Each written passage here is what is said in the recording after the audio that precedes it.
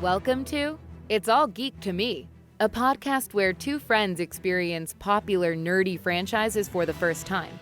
My name is Leah, and this season, my co-host Kelly will be watching my favorite films, The Lord of the Rings, for the very first time, and I'm the expert.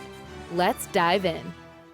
Welcome back to another episode of It's All Geek to Me. Thank you for joining us again. Happy to have you here. Yes, is this our fourth episode on the second Lord of the Rings movie? I think it is. I think episode 10 altogether, episode 4 for this movie. Yeah, so we've gotten into yet another juicy number of scenes here. Juicy. This movie moves a lot faster than the first one because we're getting so many characters in so many different places. So I like that it jumps around a lot more. I think it's a little faster paced. Yeah, we definitely have a lot of cutting back and forth between the different groups that are now all separated. And it definitely leaves a lot of cliffhangers between each group, which is a little stressful, especially since we're watching it a little broken up. But it's fun because it gives me time to make predictions. Yeah. So we last left off at Helm's Deep, finding out that they have one weakness, which is their drain. And we come back to see that Grima, the awful little advisor, is with Saruman plotting to breach the wall. And Grima does not think that Saruman has the capability of doing it. But then he sees that there is a giant army of Uruk-hai there. Big army. Yeah. Grima is shocked. He sheds a little tear. He does shed a tear. I think he's starting to have a moment where he regrets being on this side because he's a little terrified of what is to come. I'm so glad that you interpreted it that way because watching this so many times, I feel like I've interpreted it a few different ways. And one way that I've seen it is Grima's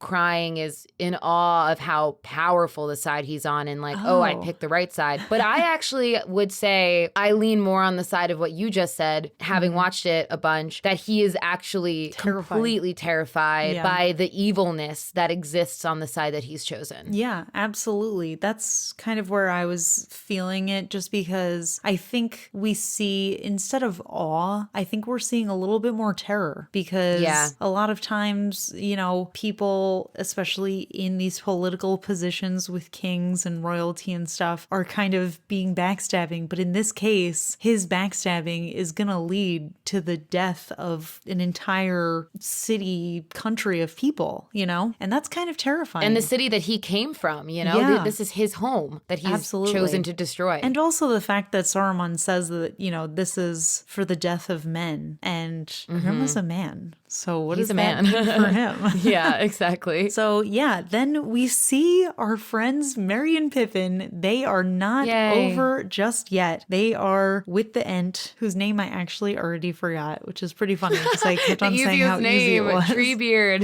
Treebeard, that's the one. So they are riding along with Treebeard and they see smoke in Isengard. And Treebeard is not a big fan of Saruman. He said that Saruman used to come through his forest, but now he is a bad guy. Yeah. And we can also see the army approaching. So we know that the war is officially starting. And I know that was a short little scene and we don't see Merry and Pippin again in this section that we just watched. What do you think is kind of stewing with them? What do you think that they want to do? Do you think they're happy to be going home? Do you think they want to, now that they've seen the army, do you think they want to... You are leading me in a direction that I would not be going. Just curious your thoughts.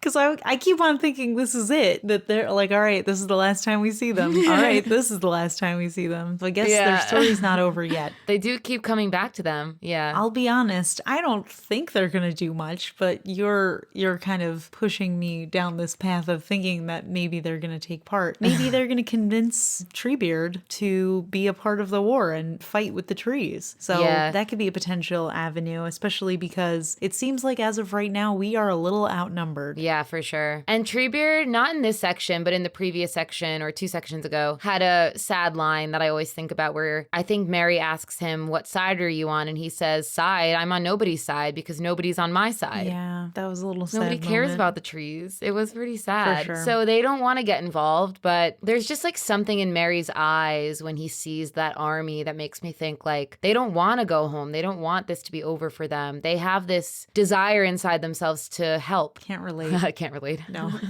I want to go home. We're a second breakfast. I don't want to be a part of this war. Let me die peacefully at the Shire, eating 11th breakfast or whatever. So then we see Aragorn. He's floating along the river. He is not dead. Fun fact here in the scene. Go ahead. Another Viggo Mortensen fun fact. He almost died. He died. Yeah, he literally almost died in this scene. Yeah, actually. He almost drowned. Terrible. I was just kidding. When they were filming this and he was floating along, high tide came and he kind of got like pulled under. Gosh. But he survived. He went through it for this film. For this movie. Broken toe, literally almost dying.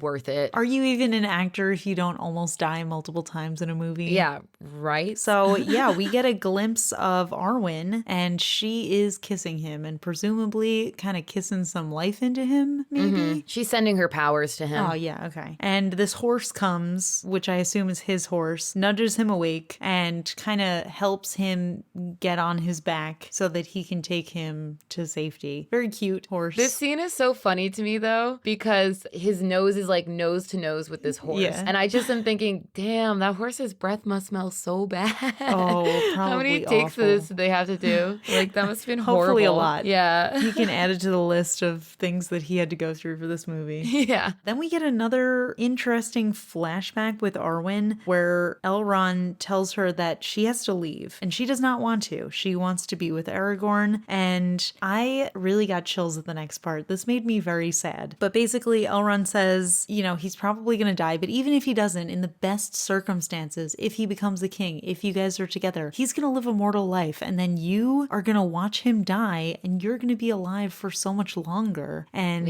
it was just this really beautiful imaginary scene where we see her mourning his death and even beyond, when he is just a statue in memory and she's still there in mourning shroud mourning him, you know? Yeah. Ooh, which I thought was too.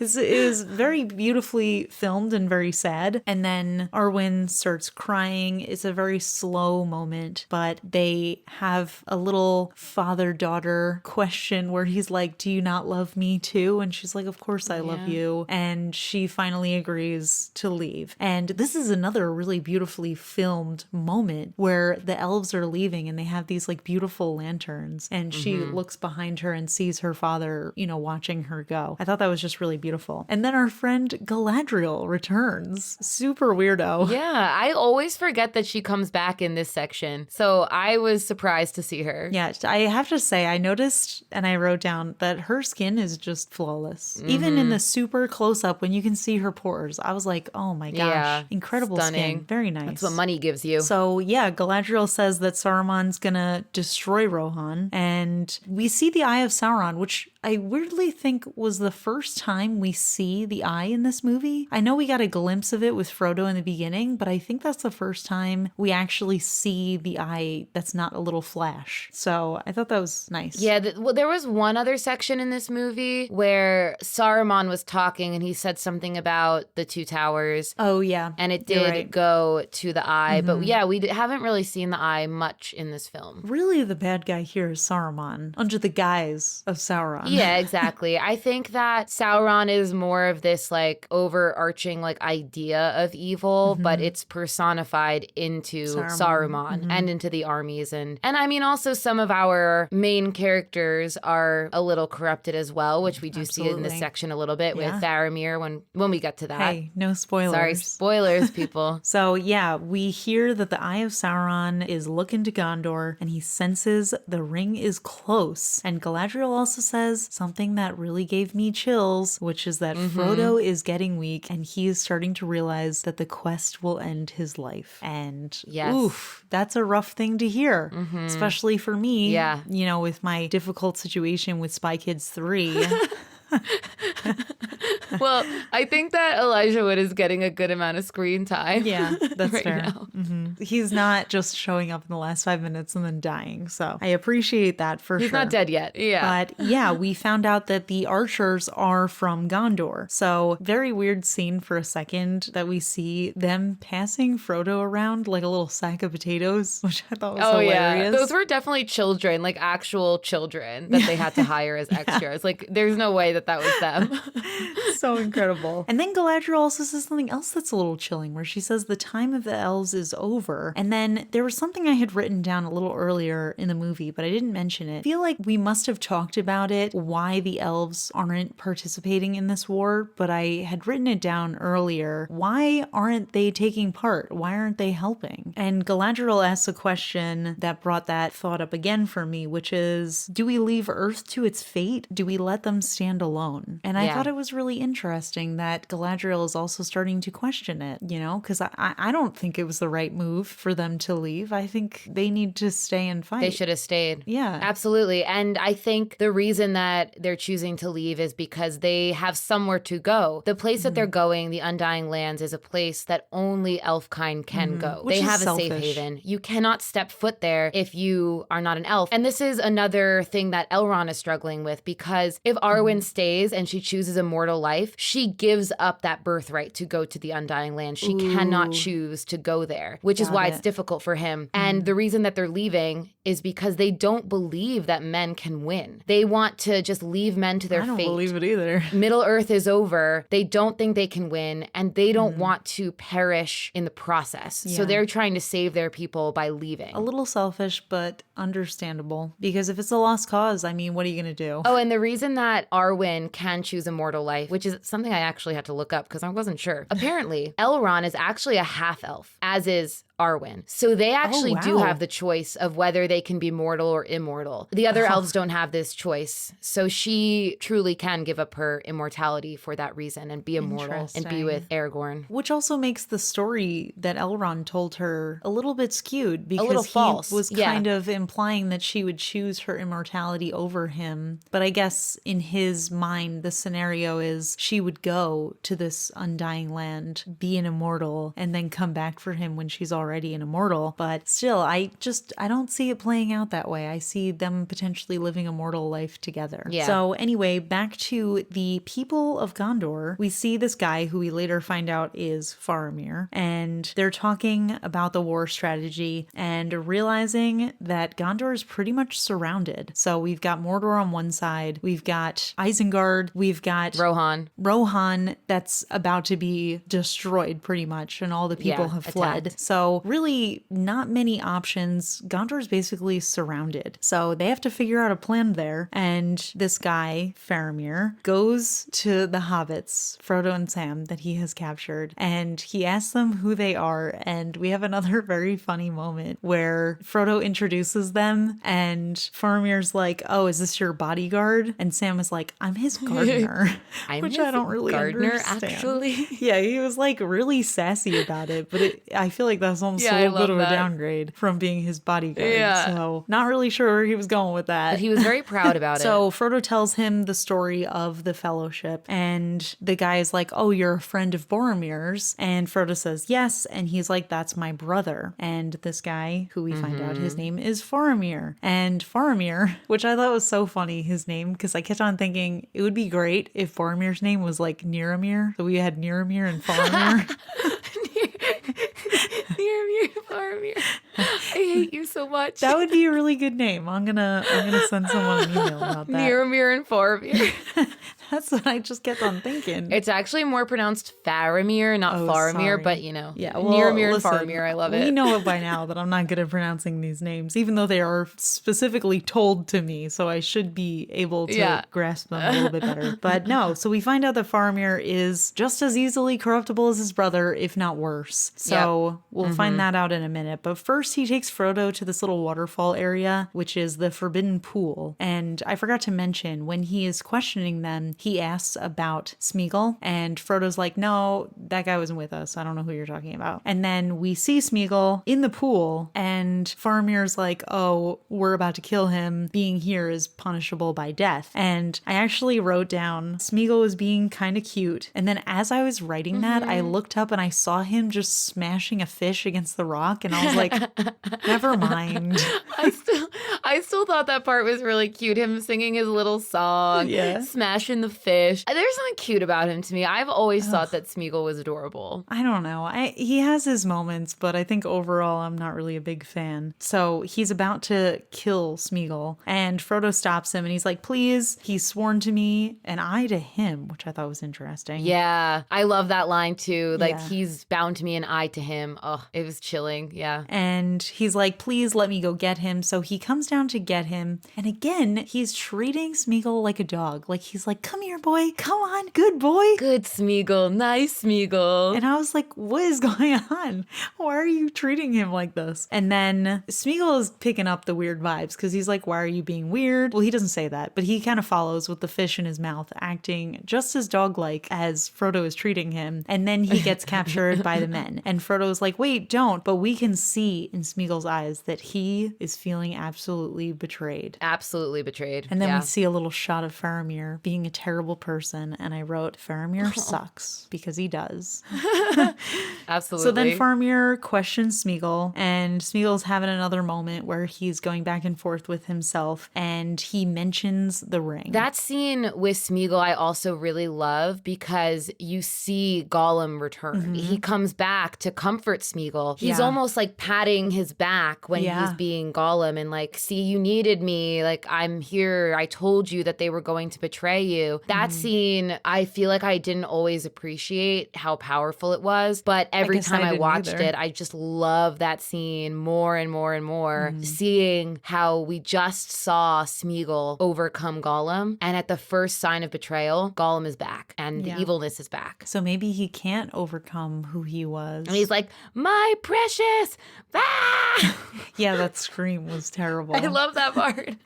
Well, it was just terrible for the ears, especially someone wearing headphones. Yeah, so then we see Frodo and Sam. They are trapped in an area, presumably locked up. And Sam, of all people, is trying to convince Frodo to put the ring on and escape. Of course, at this point, we're pretty much aware that Sam doesn't understand just how bad the ring is. So he is begging Frodo, like, please, you can get out of here. And Frodo says no. He says, the ring is taking me. If I put it on, he'll find me. And then Faramir comes in with a sword, being an absolute a-hole, which we already knew he is. And he wants the ring. So we get another O-face from Frodo in this moment. And then the ring is whispering, and then Frodo screams and pushes him away. And then Sam explains to Faramir what's going on. He says, we need to destroy it. The ring is evil, this and that. And Faramir does not agree because Faramir wants the ring for Gondor. Unsurprisingly, because he's Boromir's brother. Yep, exactly. Makes total sense. So definitely not a good guy. I'm not on board, but maybe he'll have a little redemption moment as he's dying like Boromir did. So Maybe. Then we cut back to Aragorn. He's looking a little bit better, and he sees the army marching towards Helm's Deep, and he runs off to warn them. So then he enters Helm's Deep, and Gimli's being real cute. He like runs up to hug him. Grimly? Did you say? What's his name? Gimli. Grimly. Sorry. Gimli. Gimli's being real cute. He like runs up to hug him, but Aragorn needs to speak to the king. He also stops for a moment and talks to Legolas, and Legolas says, you look terrible, which why would he say that? I know that they were joking around, but come on. He fell off a cliff and he pretty much died. Like, of course he looks terrible. But they're besties. They can joke with each other even in death. Yeah, they were laughing. And then we see Éowyn looking over, and she is just overcome with joy. But then as she's watching this exchange between Legolas and Aragorn, she sees Legolas give him the necklace, and then she's like distraught again, which I'm starting to be a little bit annoyed by her. I think she needs to relax.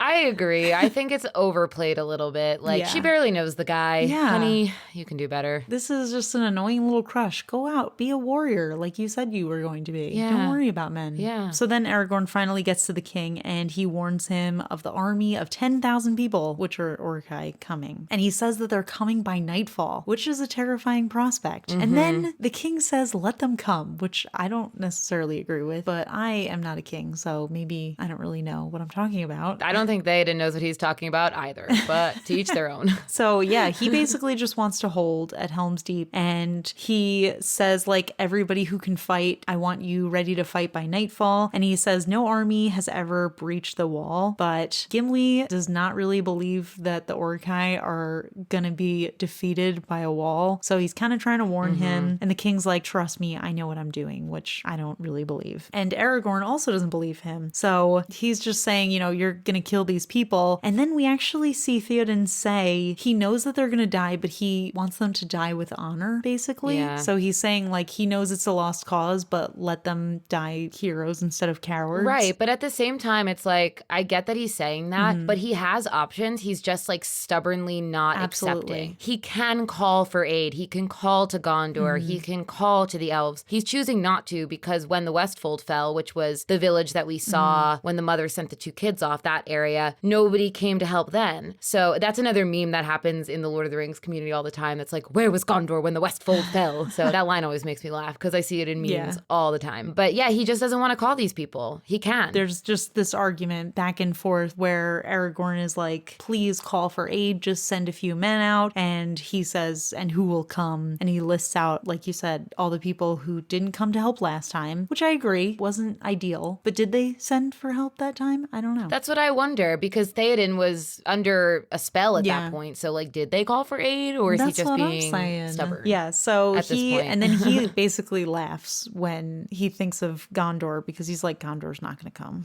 which I actually at this point agree with, because I do not trust this Faramir. I don't trust Niramir. I don't trust Faramir. I don't trust wherever you are, Amir. I don't know.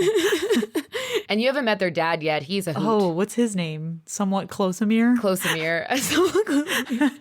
No. I like this, though, because it's like, we've heard all this about Gondor. We've heard about the beautiful city, the beautiful White Tower from Boromir. Now Faramir is like, you know, we're taking the ring to Gondor, but we haven't been to Gondor yet. No. We haven't seen Gondor, and we won't in this movie. I don't think it's as exciting as everybody seems to think it is. I think it's going to be a mess, but that's just me.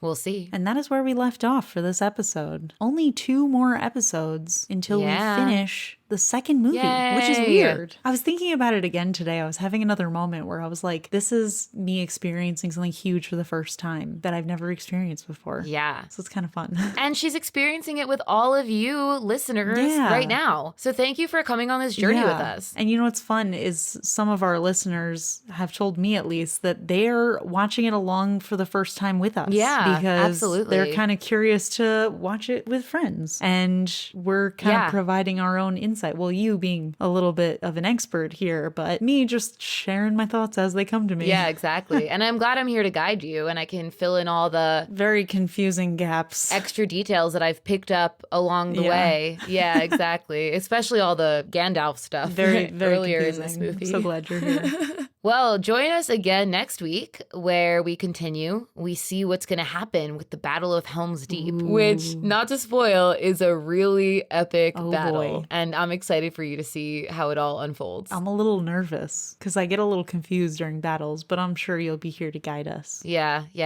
This one's a good one. I'm excited for you to see it. All right, we'll see you next week. See you next week. Bye. You've been listening to the It's All Geek to Me podcast, hosted by Leah and Kelly. Make sure to hit subscribe on your favorite podcast player and give us a rating. You can also find us on Twitter @AllGeekPodcast. New episodes drop every Thursday. See you next week.